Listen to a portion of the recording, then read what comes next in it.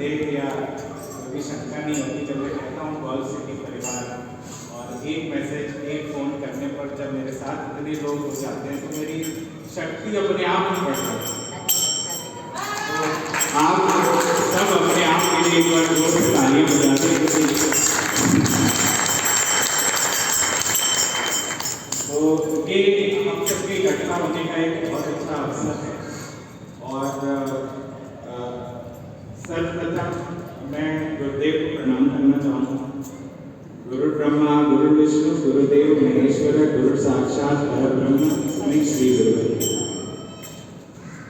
गुरु जी से पहली बार मैं और शिखा भी गुड़गांव में मिले थे तकरीबन 7 साल पहले, और तब गुरु पूर्णिमा का कार्यक्रम चल रहा था। तो जब हम लोग गुरु जी से मिले तो वहाँ पर ये देखने को मिला गया कि सबके मन में कुछ ना कुछ दुख है, सबके मन में कुछ ना कुछ भाव है, सबके मन में कुछ ना कुछ शंका है, सबके मन में कुछ ना कुछ परिवर्तन चल रहे हैं। और उस परिवर्तन को जब हम नहीं समझ पाते तो काफ़ी दुखी हो जाते हैं, या समझ में नहीं आता क्या सही करना चाहिए क्या नहीं सही करना चाहिए। तो वो हमने उस समय महसूस किया, और गुरुदेव को सुनते सुनते सही और गलत की पहचान करने की जो शक्ति है वो मैं कहता हूँ कि अपने आप आती जा रही है। और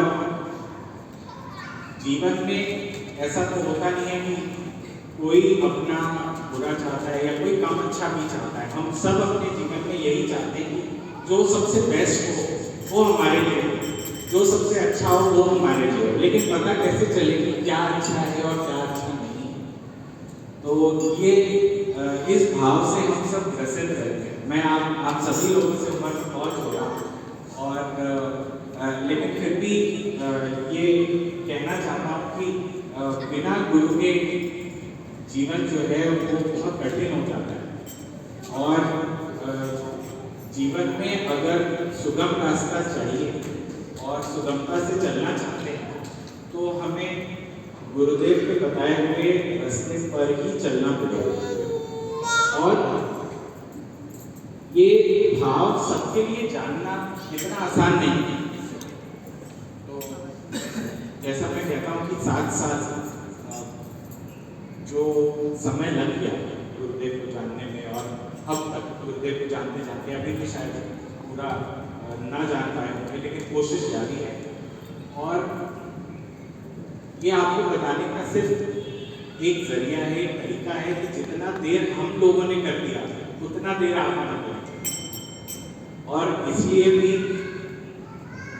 गुरुदेव को जब हम सुनते हैं तो 2 चीज़ें बहुत क्लियरली स्टैंड आउट होती हैं कि शास्त्र हम सबके सामने है।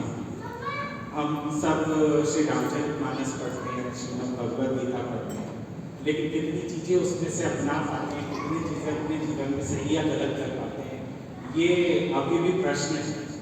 तो जब हम लोग गुरुदेव को सुनते हैं तो हमें पता लगता है कि नहीं, इसका सही अर्थ है। और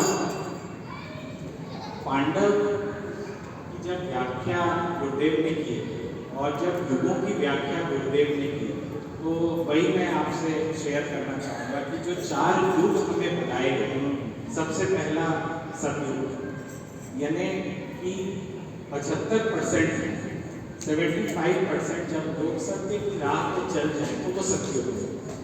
और हम ये कल्पना करके बैठे हैं कि सतयुग तो चला गया, अब सतयुग नहीं आएगा। लेकिन क्या ये सही है?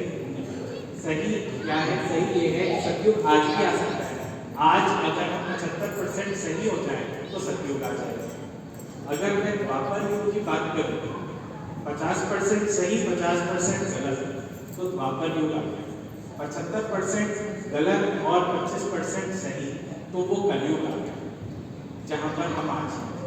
तो क्या हम धीरे धीरे अगर ये चेष्टा करें कि हम त्रेता युग में जाएं और त्रेता से द्वापर पे जाएं और द्वापर से वापस सतयुग में आ जाए, तो इससे अच्छा हमारे जीवन में कुछ नहीं हो सकता। और जैसा मेरे लिए ये युगों की व्याख्या सबसे नई थी, वैसे ही मैं यकीन मानता हूँ कि आप सब ने भी ये व्याख्या पहली बार सुनी होगी। लेकिन युगों के माध्यम से कितने सरल तरीके से हमने ये जाना कि शास्त्रों का प्रैक्टिकल जो वर्षन है वो क्या है, शास्त्रों की प्रैक्टिकल लाइफ में हम इसको कैसे अपना सकते हैं और कैसे गुरु के सानिध्य को प्राप्त करके आगे बढ़ सकते हैं। गुरुदेव से जुड़ने के लिए एक बहुत सरल तरीका हमने अपने नोएडा परिवार का एक माँ कामाख्या जनसेवा ग्रुप बनाया है।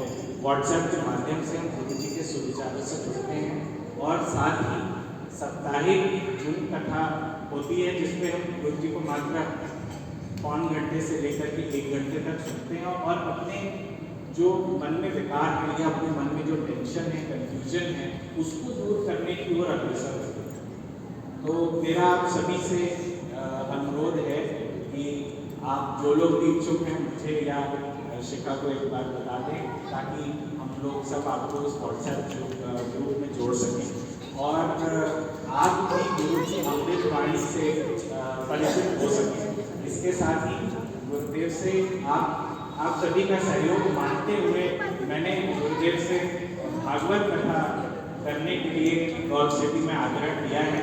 समय मिलना अभी शेष है, तो जैसे ही अगर समय मिल जाएगा तो जहां आप सब बैठे हैं इसी स्थान पर गुरुदेव को बुला करके भागवत कराने की मेरी प्रबल इच्छा है।